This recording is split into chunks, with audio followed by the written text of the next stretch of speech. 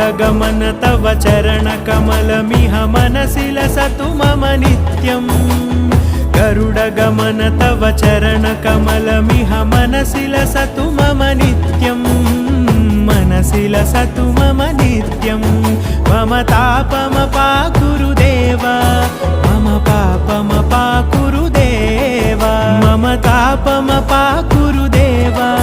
मम पापमपाकुरु देव